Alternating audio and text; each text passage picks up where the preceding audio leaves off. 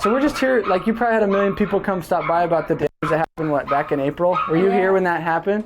You got the crazy hail and everything? Yeah, we've got a broken window. I was going to say, your window, we just barely checked out Donna's across the street. We're just with HPR, and we've been doing a lot of the roofs around here. Most of the people, what's nice is you pay for insurance. Everybody has to have insurance. Right. So it's like finally you get to take advantage of the insurance. It's like, you know, you're claiming what I had to pay for. You're going to leverage the money I pay for my insurance because I never made a claim. So it's like your time to get them to pay for it. So what we do is we just hop up there real quick. We look at the roof. It doesn't cost you anything. We come back with some pictures. So we send that to the insurance company and show you. Yeah. Obviously, that one's an obvious one, the window. Yeah. Because it's like you go buy a window, pay $600, or have the insurance buy a window. Right? Sure. So our job, we do windows, gutters, siding, all of it. We just want to see what's damaged and how much you can get from the insurance. So, I'm just a better looking Amazon guy. In your Salina outfit, you're going to deliver better baseball?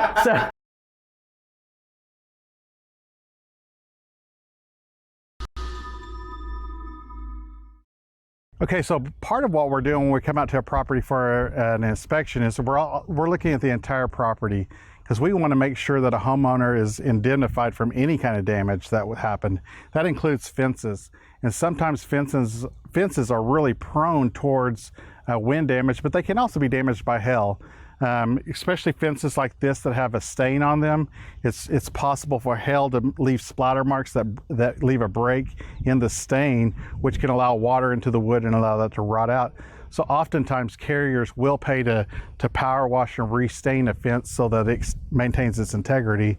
But oftentimes what we're looking for too is just any kind of what you'd expect to see with wind damage. That's any of these panels that are blown over, or if there's posts that are leaning that weren't leaning before, anything that where the integrity of the fence has been compromised so that it wouldn't stand up, and if we got another storm it'd blow over or anything like that. So we're looking for just making sure that it's still solid and that there's no kind of damage like that on it.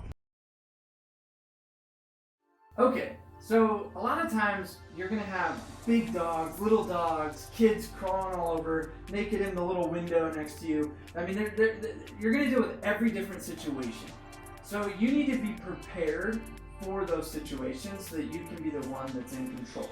Because a lot of times if you knock a door, they could be a really good potential prospect, but that dog is just super annoying and they don't want to sit there and hold it back, and then they're just like, this is just too much work. I don't have to deal with you and this dog, and just forget about it. So make sure that you do a few things. So here's a few tips. When a dog comes up to the door and is just barking and they're sitting there having to hold it back, or they can't open the door, they're just kind of like peeking because they don't want the dogs to run out. Usually it's best if you invite them out so they can shut the door behind them. Or you can take the approach of, hey, is it cool you put your dogs out? This is really important. Just so that way we're not like worrying about them running out and they're biting me. So just hit it head on, and that way you're in control of the situation versus just trying to give your robotic approach and you're like, okay, I'm Sam, I'm here with blah, blah, blah. And then what ends up happening is customers like, can't you tell that I'm sitting here fighting against this kid and the dog and the kid, everything's screaming, and they're just gonna eventually take control of the situation. So you need to address it and tell the customer what's the best solution for this situation. Okay, so now I'm getting ready to get up on the roof, and one thing that I like to do as I'm about to walk away from the homeowner and climb up my ladder or set up my ladder is I'll just stop really quickly and I'll say, oh, by the way, just in case I need to know, who did you say your insurance company was again? They'll answer it. Like they didn't tell you that before, but they don't make the connection. They'll say, oh, it's Allstate, or oh, it's State Farm. That way you're prepared when you come down from the ladder who you're going to call, because obviously you've got all that stuff in your phone. So coming down off the roof, they're going to have damage. You've already got like your phone set up just to make that call to the claims department. Hail Hits 101. Welcome to roofing school. So this is a great hail hit right here. Every single insurance adjuster will call that a hail hit. And actually, it's really close to showing that fiberglass mesh underneath there, which could potentially be a leak hazard if the fiberglass mesh is showing. So don't ever scrape it out in front of an adjuster. But yeah, that's like some fiberglass right there. So what that means is shingles start as a thin fiberglass mesh, just like a dryer sheet, and then they put that dryer sheet looking deal into an asphalt machine, pour the asphalt on it. That's the waterproof part. And then the rock granules get pressed into that asphalt. When the hail hits, it knocks off the rock granules. And eventually what will happen is this asphalt will dry out and crack, just like if you don't water the lawn. So this is a potential leak hazard long term. 3 weeks, 3 months, 3 years, who knows? It's totally different every time. But right about the time it'll leak is right about the time the insurance company will go, oh, you should have made a claim 2 years ago, so we're not going to cover it. So definitely hits like this, big time problem. So what we do is we take pictures of big hits like this to show the homeowner so that they'll call in their claim. Showing small hits like this one right here, that's a hail hit. But showing that hail hit to a potential customer or current homeowner, they're not going to make a claim over that little thingy. They're going to go, oh, that's not bad. So by showing it, I call it the drama. By showing the drama, that's going to be motivating to the homeowner to go ahead and call in their claim. We're meeting with our insurance adjuster. We were already there before they were because we were 15 minutes early. Shows professionalism right out of the gate. Always simple greeting to the adjuster. Don't rush up to his car. They're normally going to take a couple minutes to get out of the car. Don't seem overexcited or a high pressure roof guy. That's not what we're about. We're all about diplomacy, professionalism. Always offer the adjuster when he does get out of the car, and you of course introduce yourself. Offer, say, hey, listen, you want us to set up a ladder for you? Some of them will let you do that. The ones that let you do it, they really appreciate it because they didn't feel like getting their ladder out. Again, it's a good step right out of the gate in the right direction. Regardless, when you get on the roof, let them do their job. They are the professional. They're the boss. They're the guys in charge. Yes, sir. No, sir. I don't care if he's 20 years younger than you or 100 years old. They're the guys that are in charge. Let them do their bag of tricks. If for some reason they're not seeing the damage, then that's when you're going to start talking to them. You're going to diplomatically ask, hey, so do you think this is hail damage? Do you think this is wind damage? Look at these creased shingles. What do you think about that? Ask them in a way that is not overpowering and allows them to now see the damage and now want to help you get this roof approved. There's a lot of different techniques on that. We'll have some individual training on that as well. But bottom line is let them do their bag of tricks. If for some crazy reason they do deny this roof and we think this roof should get approved, pretty simple. When you exit the roof and you meet with the homeowner, assuming they're there, you can just politely tell the homeowner, say, hey, adjuster did a great job. We're going to agree to disagree. No big deal. And kind of move on from there. But bottom line is just leave it in a positive note, and that will go a long way for both you and Chris Construction. Okay, so there's a couple of different ways to find your prospects, find the roofs, and start gaining momentum. Obviously, if a big storm hits, the first thing you're going to want to do is get your hail swath. There are several different companies that offer them these days, so whichever one you feel more comfortable with, or whichever one your company uses or offers, you're going to want to look at that right away and figure out where the hard the storm is. And then you're going to want to look at, using Google Earth and different things like that, what's the demographic inside that storm swath. What you're going to want to do is go to the biggest, most expensive roofs first, regardless if it's in the heart of the storm or not, because the more high-dollar roofs you can sell, the less you technically have to sell to hit your numbers if you want to look at it that way. So it's not always the best thing to go straight to the heart of the storm, which again is where everybody else is going to be anyway, so your competition is going to be a lot higher. So if it's not the best high-dollar roofs, you're going to want to look for where that is inside the storm swath and start there. Okay, so that's your starting point for trying to figure out where you're going to start door knocking. ways to get on the roof. That's ultimately your goal, is to have the homeowner give you permission to get up there and do your inspection, right? So you want to establish yourself as an authority on what hail damage looks like. All right, so I'll usually do something in regards to what my training is, what my background is, and how I look for hail the same way as their insurance adjuster is going to look for hail damage on their roof. And I'll offer them a free inspection and just say, look, I'm going to go up there and take a look. It's free. It only takes a few minutes. And I'm going to look to see if you have enough hail damage to qualify for a new roof. If I get up there and I find some damage, I'm going to go ahead and take some pictures. I'm going to document everything, and I'm going to come down and show you everything that I found when I come down off your roof. If you don't have damage, I'm going to show you the same thing so you've got peace of mind and you can go about your business. That you're in, what you're looking for is obviously roofs that haven't been replaced. So if you're in a storm area, you're not quite sure if they have or have not been replaced, you're looking for new drip edge, turtle vents, HVAC stacks, anything that would indicate that the roof's actually new. Sometimes you just don't know, and you got to know. In this case, that's a 3-tab. That thing's old as Moses, so obviously it's going to have hail damage and needs to be replaced, right? Okay, the very, very worst thing you could do is, it's called show up and throw up. Now this is very, very common for first year reps. And why I say this is, it's because you're getting really nervous. And you're always trying to pay attention to, oh man, am I doing a script? Have I got it memorized? Do I know what I'm saying? And like, what if they say this? What if they say no? Like the last 10 guys? And you get into this mode of like, blah, blah, blah, blah, blah, and you just ramble on for 10 minutes and the customer's like, and then just shut it over. So what's super important is you don't just show up and just spew out your spiel. Because nobody wants to hear some spiel.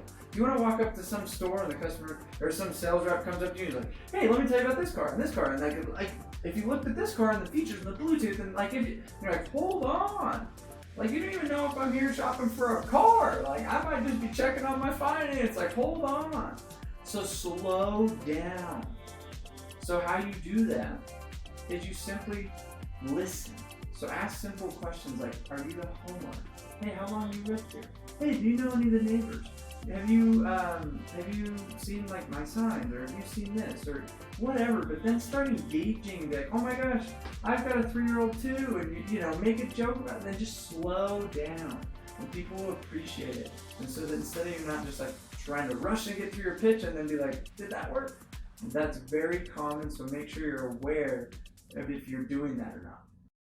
So now we're going to just fast forward through the sales process a little bit. You've already knocked the door, you got the lead, you got up on the roof, you took some pictures, you inspected for damage.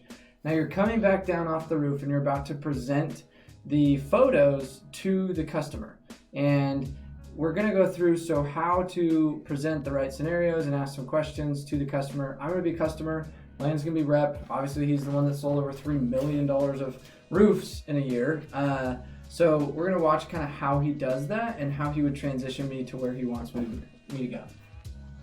How you doing, Mr. Taggart? We got down off your roof. Thankfully, we made it off of that one. I always, Yeah, I was worried what if you fell. Yeah, no, safety first, but we're down. I did collect some data on your roof and found out some of the problems that are going on. Have you ever been up on your roof before?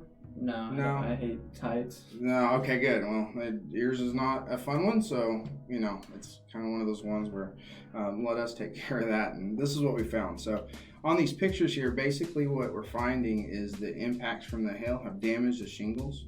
When they damage these shingles, they knock the granules off the top of the shingle and it fractures that shingle. It causes a potential leak to develop over time. Usually these hail hits are not going to leak on you right away, unless they're severe enough to where they've actually punched a hole through it. Yours are kind of in that middle ground, but as it ages, as it's left up there in the sun and the atmosphere, it's going to break it down further. So when that happens, that's going to start to leak. And these are found all over your roof. Yeah. You've got hits to the ridge cap, you've got hits in these valleys here and on all your soft metals. So this is the damage that happened in the storm. This is what impacted your home, and this is what the carriers are going to be wanting to look for. Now, Mr. Taggart, have you ever made a claim on your house before, or is this your first experience? No, I mean, This never happened to you? no. Okay, all right. So this home, what would you say your house is, what, 5 years old? Yeah, about 6. Not 5, 6 years old, okay. Looks like it's a newer development. You know, these houses have been being put up. Unfortunately, you know, the manufacturer makes these 30-year shingles, but they don't account for hailstones hitting them. So it's voided the warranty. So you now have a 5-year-old home that has no warranty on the roof covering. Everything below, to framing, sheetrock, trim, lighting, electrical, everything is now in peril, even your foundation, of that thing leaking. So if this continues leaking your home, it's going to cause a lot of problems. So we want to try to get this fixed as soon as we can. Okay? Yeah. So when you make these claims, you've paid a premium every month to your carrier to have a coverage. So that price is already determined, it's already existing. So you've paid to have a certain ceiling to do these repairs. Does that make sense? Yeah. Okay. So when your carrier comes out to look at the roof, they're going to first determine if there's any damage to the roof, which we know there is. Okay. And I'm going to start to build this file to where we can document these photos into our file that we make for you in our CRM. And then that way, whenever it comes up later, we can provide these to them and we can counter any opinions that may not line up to what we're seeing right here. Okay. Does that make sense? Uh-huh. Okay. Because, you know, when these adjusters come out, they're policy experts, but we're the roofing experts. Okay. So we can actually show them what are leak potentials and what are issues in the shingle and match it to the manufacturer's guidelines on what they need for their warranty. Okay. Make sense? Yeah, that makes sense. Okay. So we want to make sure that you're protected. All right. So when they come out and they look at this damage, they're going to come to an approval. Okay. At that stage, you're funded. You've gotten the approval to move forward. They've acknowledged that this is damaged and that you've paid for it. And they're going to fund you to a certain dollar amount of whatever that comes up to. And there's a price sheet that they go off of. We run the same thing, so we know what those prices should be. Yeah. Okay. And it's all standard model. You know, contractors all over the country and insurance carriers all over the country use the same thing. Okay. Okay. So you have the peace of mind knowing that we know what should be paid or what should be approved. Yeah. And to where we can take care of the work the correct way. Okay, that makes sense. My intention is to make sure that I understand what they're paying for, so I know what to actually do for you. Okay. I could come up with other things in your home that I may need to do for you that they may not fund, and then you're got other expenses here. Yeah. Okay. So when you make these claims, they're going to open a claim rather. They're going to come out and they're going to approve it, and they're going to set a dollar amount. Okay. Theoretically, let's say that it's a $30,000 claim. Okay. You've got a very nice home, large roof, but you've also got damage to your gutters. You've got damage to your fences, your fence staining. You've got damage to your AC units, your window screens, those type of things. Your garage door even has a couple little dings on the bottom panel. The chimney cap up on top with little food caps damaged. So they'll account for those things. If there's any of that stucco on the side of the house that got damaged, they can even cover that as well and repaint it. Okay. If any of these leaks have actually started inside to develop, then that can follow inside, and there can be insulation that has to be removed, sheetrock that needs to be repaired, and paint and texture that needs to be done. Okay, that makes sense. Yeah. So if I'm going to come in your home and I'm going to paint everything, then I want to make sure that I'm actually going to protect your things. So I'm going to have to prep that space. I'm going to have to move contents out of the way. I'm going to have to make sure that I don't do any damage to your belongings to your home. Okay. So there's a lot of steps in this whole situation. Okay. So once they come up with this scope of repairs, and they've said, hey, this is what you're approved for, at that point, that is your blueprint for how you have to bill for the remaining money in your claim.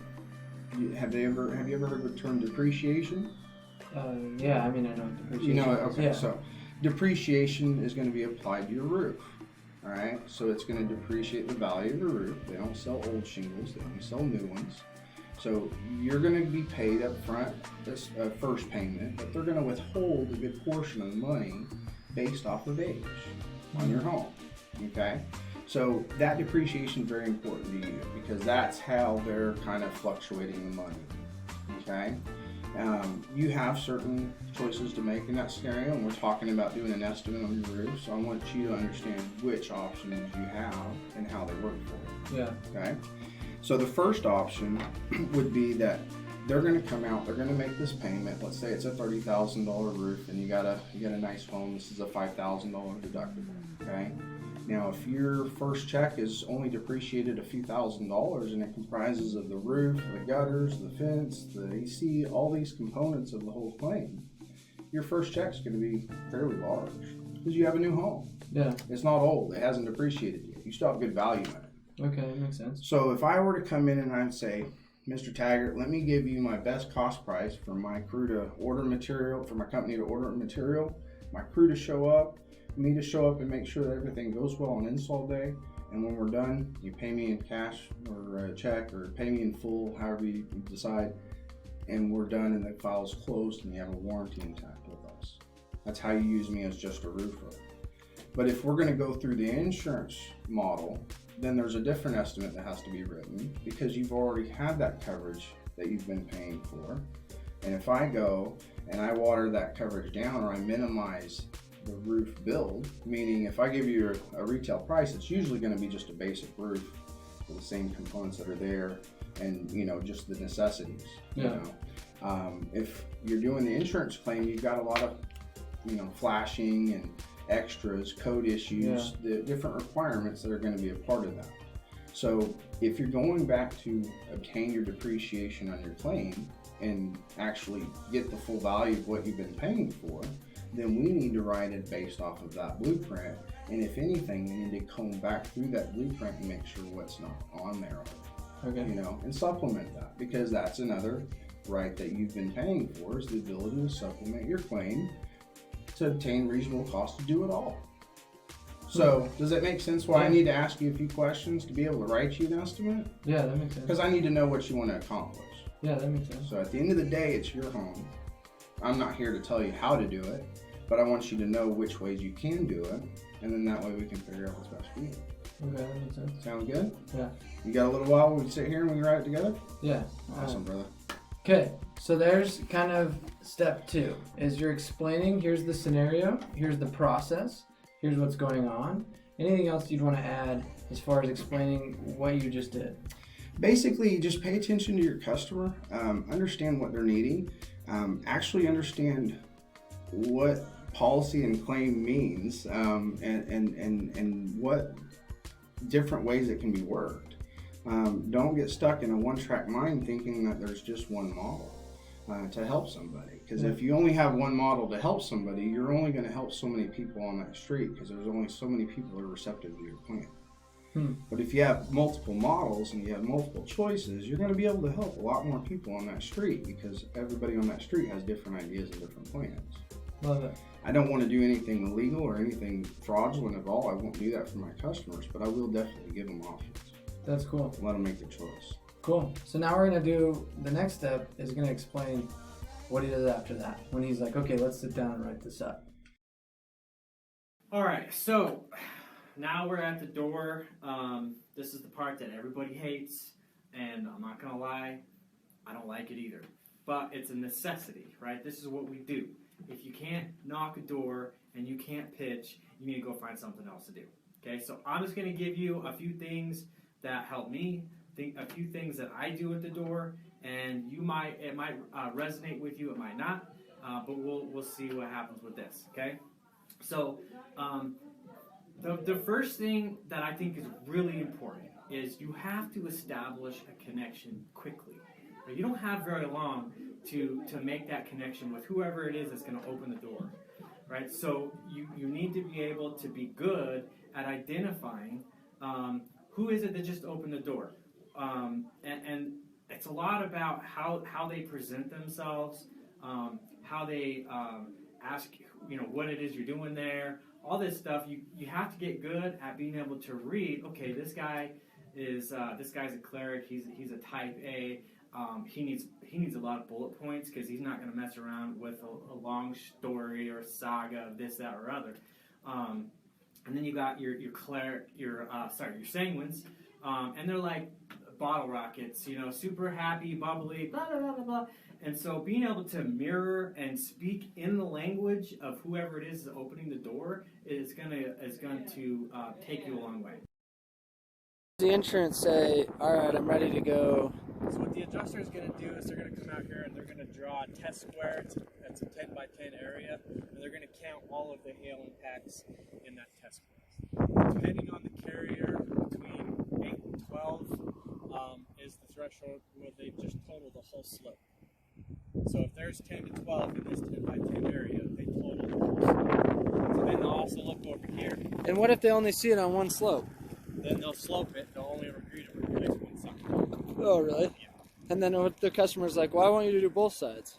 Well, they'd have to come out of pocket. They come out of pocket. Side unless you live in a matching state. Okay. Sometimes, but Colorado's not a matching state. So then you start to look at them, and you can see that hail pretty clearly. There. But that's textbook hail right there. So would this qualify, when you get up here to do a free inspection, how do you know that it qualifies? When you go back down to tell them, hey, I just checked out your roof, how do you know? I explain to them, I educate the homeowner what the insurance standards are for a roof being totaled or not according to the insurance standards. Okay. And so I'll tell them, your adjuster is going to come look for this amount of hail hits in a 10 by 10 square foot area. You've got that or more, and so it's the likelihood of them totaling the roof is really good. Okay. And then you're like, let's move forward, and if I can get your insurance to pay for your roof. Yeah. So I say, who did you say your insurance company was? Farmers. Oh, Farmers. Okay. So this phone call will take about 5-10 minutes. Here's how it's going to go. I'll usually walk them through how the call is going to go. Lends credibility to when they see the call going exactly like that. Like, well, he knows what he's talking about. He's done this before. Yeah. And I just put it on speakerphone and say, let's call him. So you just call their insurance company, Yeah. whoever they have. Yeah. Even if they what if they have like some local company that's like Don't matter. no name? They all have claims departments. Okay. Yeah. Are they usually 24/7 or are they? 24/7. Okay. Except USA. Except USA. Now, the best advice that anyone gave me was for me to actually write out word for word my entire pitch and presentation.